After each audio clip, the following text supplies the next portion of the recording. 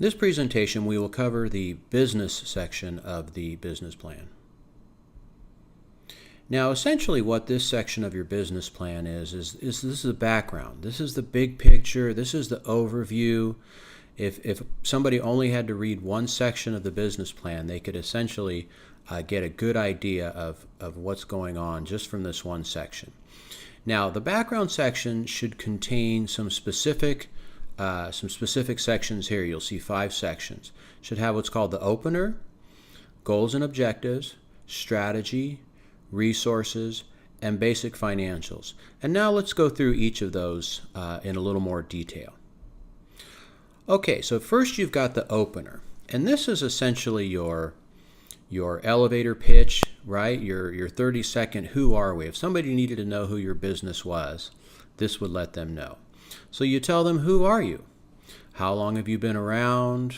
What's the name of your company? What you sell? What service you provide?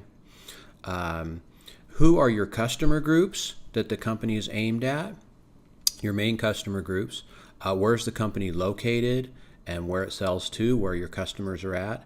And then, of course, your past success in terms of revenues and margins, right? So this shouldn't take very long, but this is an essential overview of your company. So somebody who doesn't know anything about you now would know a little about you. And you might think to yourself, well, gosh, I know all this stuff.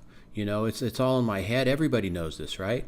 Well, remember, somebody who's reading your business plan might not know these things, right? So you have to get over the assumption that people know, that everyone knows. You have to make even the smallest assumptions clear to people who don't know anything about your business, and this is a good place to start doing it. Now, the next part are your goals and objectives.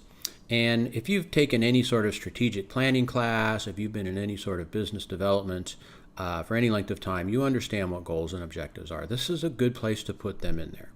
And so your goals are something your business aims to be. Your objectives are targets that help you measure whether or not you've met your goal.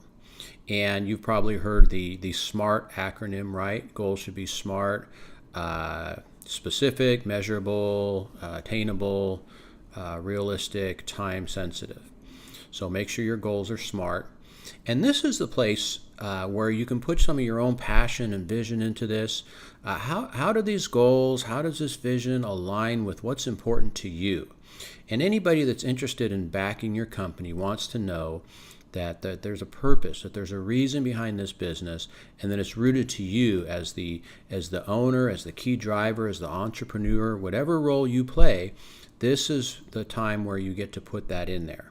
So make sure that these goals and objectives are aligned with what's important to you, and why does this business exist? How is this business going to help society?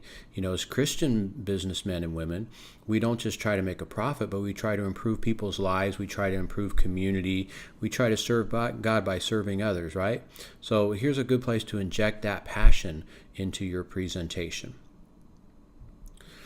The next section is your strategy. Now, later on in the business plan, there's going to be a whole separate section on strategy, right? So you're not going to get real in depth right here. And let me just make a bit of a note here. In a business plan, the strategy is a bit different than, for example, in a strategic plan, right? So a strategic plan, you've got your mission, your vision, your SWOT analysis, your specific goals and objectives, and your initiatives and your milestones and those sorts of things, resources needed. And it's a little bit different here. So you're not duplicating a strategic plan in your business plan. And you'll see later on when we get to the strategy section. But I just wanted to mention that now, that really the strategy has to do more things like what your competitive advantage is, right? So what's competitive advantage? It's something that you do that your competitors don't. So prospective customers out there see you compared to your competitor, and this would be that thing that would distinguish you, that would make your product in their eyes better than their competitor, and would want to buy your product or service. Okay, so at this point in the business plan, you simply want to articulate what your competitive advantage is, and the strategy that you'll employ to sustain and enhance that competitive advantage, all right? So how do you plan to continue to grow, to learn, to leverage that competitive advantage, to use it so that you can continue to grow in this sector? And then your response to adversity, right? Because oftentimes, a business owner can't really see realistically, or when you're, let me put it this way. When you're trying to propose something to somebody on the outside, you don't want them to see the negative side, right? You just want them to see the rosy, oh, everything's going to be great. But you need to be real up front and explain, yes, we have a great strategy. We do have some competitive advantage, but we also realize that things may get tough at some points. And so you want to articulate what your response to adversity is going to be. How are you going to deal with, for example, new entrants into the industry, right? So be upfront about that. The next section are resources. And for example, things like your location and property, right? What are your assets, your physical assets, your intangible assets? What kind of things do you own? And then another important resource is people, right? Now, I'm big on the human resources side of an organization, and I understand that people really are our greatest asset. They're our greatest resource. And so you want to articulate who the people that are involved in the business are. Now, you, of course, are perhaps one of the most important people in your business, right? Especially if this is a startup, if you're an entrepreneur. Potential backers or boards, whoever's reading this business plan, they want to know who you are. They want to know your past successes. They want to know what you've done in the past. They want to know why you think you can make this business successful, right? So it's not just reading them a resume, but it's giving them the idea that, yes, I've done this in the past. I've done things like this in the past, and I'm going to succeed in this current venture here, and I need your support to do so. You also want to talk about your management team, right? So if you're a little more established and you have other people, or perhaps it's a partnership, or you and a colleague, whoever it is, you want to describe who these people are so that the readers of your report have confidence. They have confidence in you, that you guys know what you're doing, right? And then the staff, any staff that are going to be involved in the project. Now, the next section here is the basic financials. Now, again, later on in the project, the business plan, you're going to do some pretty detailed financial reporting, both historical and projections, things like that. But at this point, you just want to give them the basics, right? So you want to summarize the recent financial history, particularly income and expenses and profit margins, right? So people want to know right off the bat, has this company been successful in the past? How much money have you made?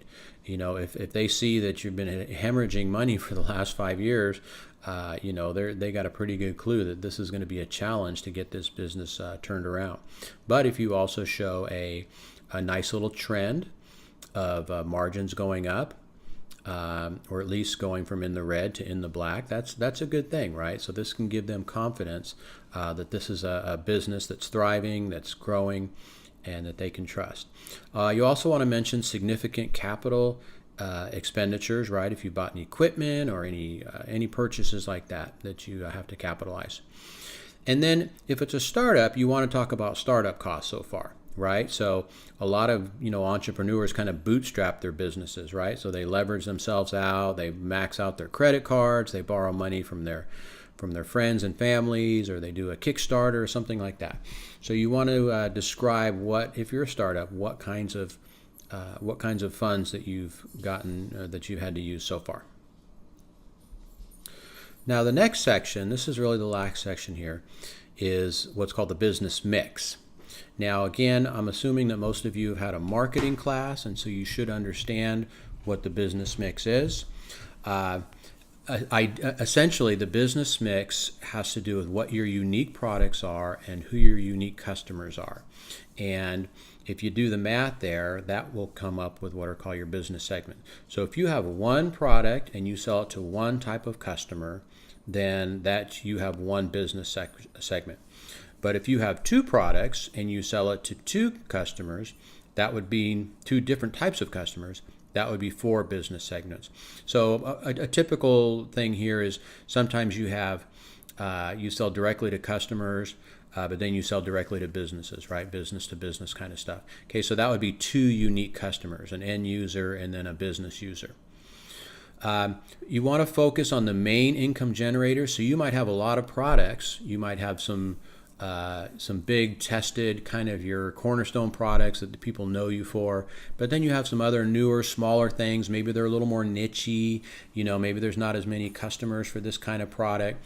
So in this report, you just want to focus on the main ones, right? So you don't need to overwhelm people with 50 business segments if three of them are accounting for 80% of your business, right? So remember the Pareto principle, right? 80-20, 80% of your income comes from 20% of your business segment, right? That's what that principle would say here. So focus on those main income generators. If you're a startup, focus on your business proposition, right? Because you really don't have products yet, or you don't really have customers or products here. So focus on your business proposition.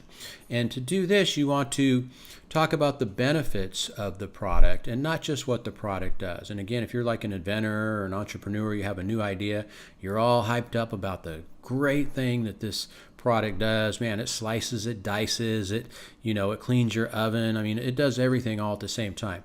But you have to describe it in terms of benefits to the customers, right? Customers want convenience. Customers want they want low cost, whatever it is. And so how does your product fill a customer need? Is there an unrecognized opportunity out there? Is there unacknowledged change? Are there emerging problems? Okay, so this is where you really get to kind of pitch your product as something that's filling a need out there. And this is important, right? Because there's a lot of products, there's a lot of services, a lot of entrepreneurs out there. How does your particular business fill a unique need that nobody else is filling at this point? So that's the end of this presentation. This week you'll have the opportunity to practice, to develop the overview section of your project, and I look forward to working with all of you this week.